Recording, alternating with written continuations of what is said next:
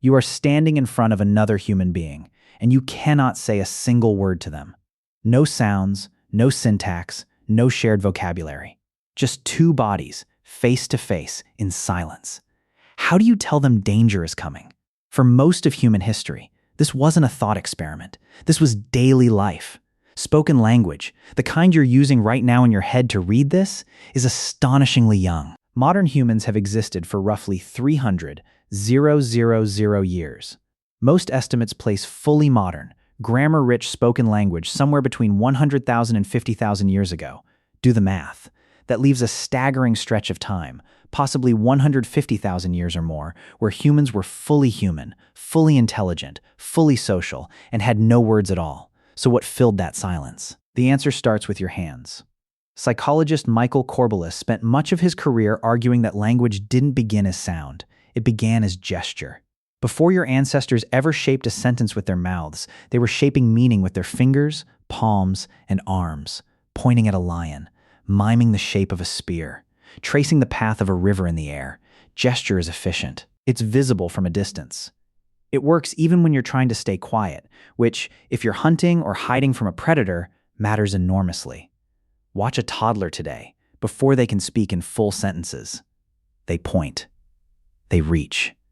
They wave you over. That's not a coincidence. That's a fossil of your species' original communication system, still running in every human brain, just underneath the words. But gesture alone has a limit. It only works when someone is looking at you.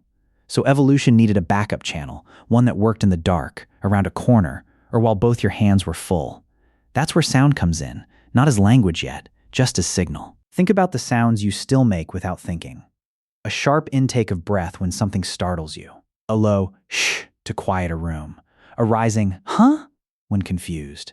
Anthropologists call these paralinguistic cues, and they almost certainly predate words by an enormous margin. Your ancestors likely had an entire library of grunts, hums, and cries, each one tied to a specific emotional state or warning, long before any of those sounds meant a specific object or idea. Here's where the evidence stack gets interesting. In 1983, at Kabara Cave in Israel, archaeologists uncovered a Neanderthal hyoid bone, the small horseshoe-shaped bone in your throat that anchors your tongue and voice box. It was nearly identical to a modern human's. That single bone rewired an entire scientific debate. It suggested Neanderthals, a separate human species that lived alongside and eventually alongside your own ancestors, may have had the physical hardware for complex vocalization tens of thousands of years earlier than anyone expected. Then there's the genetics. FOXP2, a gene linked to fine motor control of the mouth, tongue, and larynx, was found in a specific mutated form in modern humans, and later in Neanderthal DNA as well, through work led by geneticist Svante Pääbo and his team. Having the gene doesn't prove full spoken language existed, but it tells you the biological groundwork, the wiring for rapid, controlled vocal sound, was already present far earlier than words themselves. So picture the gap this creates.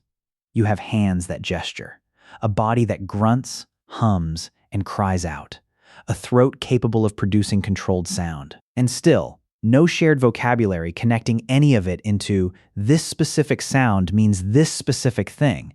That gap had to be filled by something else. It was filled by attention, by repetition, by living in groups small enough that everyone learned everyone else's signals by heart. Let's reconstruct a morning from that world. You wake up in a shelter with 12, maybe 15 other people, all people you have known your entire life. No one says good morning. Someone yawns loudly, stretches, and taps 2 fingers against their own chest, a signal that simply means, I'm still tired, give me a moment. Someone else outside gives 3 short, sharp claps, not language, but urgency. Everyone's head turns instantly. A child points at a fruit tree, makes a small circular motion with her hand, and an adult nods. That gesture alone, repeated hundreds of times before, has come to mean ripe, ready to eat. Nobody had to explain the system. You grew up inside it, the way you grew up inside your native language without ever studying its grammar. Later that same morning, a hunting party prepares to leave. There's no meeting, no plan spoken aloud. One man picks up his spear and looks toward the ridge, holding eye contact with 2 others for just a beat too long, an invitation. They stand, without a word, and follow. As they move through tall grass, the lead hunter raises a closed fist. everyone freezes instantly. The same signal you might use today without ever having been taught it by a hunter-gatherer, because your body still remembers what it means to freeze at a raised hand. A flick of 2 fingers toward the left means something is moving there. A slow, flat palm pressed downward means stay low. By the time they return, hours later, dragging meat behind them, not one word has been exchanged, and not one piece of information has been lost. This is where anthropologist Robin Dunbar's research becomes essential. Dunbar proposed that early human communication, even before words, functioned socially the way grooming does among primates, maintaining bonds, signaling trust, keeping the group cohesive. His famous number, roughly 150, describes the upper limit of stable relationships a human brain can meaningfully track. Below that number, you don't need a complex shared vocabulary to function. You need consistent, repeated, personal signals between people who already know each other intimately. Communication before language wasn't primitive. It was precise. Just precise for a much smaller audience. Notice what this means for how trust actually worked back then. You didn't trust someone because of what they promised you in words. You trusted them because you had watched their signals hold up, over and over, for years. A gesture that always meant the same thing. A warning cry that was never false.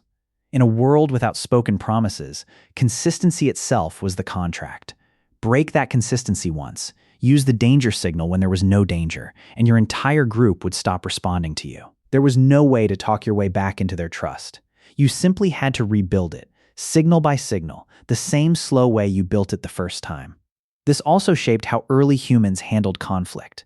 Without words to negotiate, argue, or explain yourself, disagreements had to be resolved through proximity, posture, and time. Anthropologists studying modern hunter-gatherer societies, including groups like the Jew/Honzai, studied extensively by researchers such as Polly Weissner, have observed something telling. Communities that still rely heavily on nonverbal social regulation tend to resolve tension through withdrawal and reapproach rather than confrontation. Someone upset simply walks away for a while. They come back when their body language says they're ready. No apology needed in words, just a change in posture that everyone already knows how to read. That instinct to physically create space when overwhelmed and slowly close that space again once calm is likely older than any argument you've ever had in full sentences. Now here's the twist that reframes everything you just heard. You'd assume this pre-language system was a limitation, a cruder, weaker version of what came later. But in some ways, it may have been more honest. A gesture is hard to fake convincingly in the moment. A grunt of real fear sounds different from a performed one. Words, once they arrived, gave humans something entirely new. The ability to lie fluently, to describe things that weren't true, weren't present, or hadn't happened at all. That's not a criticism of language. It's arguably the very thing that let humans plan, tell stories, and imagine the future. But it means the upgrade to spoken language came bundled with a cost the wordless world never had to deal with. There's physical evidence that something was shifting in how humans thought about meaning long before full grammar existed. At Blombos Cave in South Africa, researcher Christopher Henshillwood and his team uncovered pieces of ochre, roughly 75,000 years old, engraved with deliberate, repeated geometric patterns. Not decoration made in a moment of boredom. Symbols, made again and again, consistently enough to suggest shared meaning between people. That's the exact bridge between gesture and grunt and full language. A mind that had learned to make one mark stand for one idea and trusted that someone else would understand it the same way. There's one more piece of the puzzle worth sitting with, because it involves teaching, not just talking. Passing down a skill like flint knapping, shaping stone into a cutting tool, is genuinely difficult to explain in words even today. Try describing, out loud, the exact angle and pressure needed to strike a stone core and produce a clean blade. It's nearly impossible. Archaeologists who study early toolmaking, including work built on the foundational research of Kathy Skick and Nicholas Toth, have found that these skills were almost certainly taught through direct physical demonstration, watching hands, feeling the weight of a hammerstone passed to you, correcting a grip through touch rather than instruction. An entire technological tradition. Stone tools that lasted for well over 2 million years across multiple human species was transmitted for most of that time with barely a word spoken. Knowledge lived in the body and moved from body to body.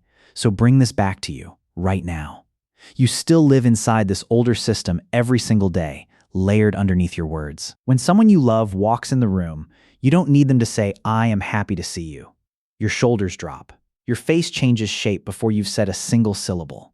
When you're nervous in a meeting, your hands find something to hold or fold without instruction. When a friend is grieving, you don't reach for the perfect sentence. You reach for their hand, or you simply sit close enough that your presence does the talking. Every text message you send with no punctuation, a single K, a string of dots, that's not language failing. That's your 150,000-year-old wordless system quietly filling in what the words left out. You think of language as the thing that made you human. But the truth is stranger and older than that. You were already fully human, already forming bonds, already warning each other of danger, already teaching your children how to survive for tens of thousands of years before a single word existed. Language didn't create your humanity. It arrived late, as a gift laid on top of something that was already whole. So the next time you stand in front of another human being with no idea what to say, remember, you come from a species that spent most of its existence saying everything that mattered without saying anything at all.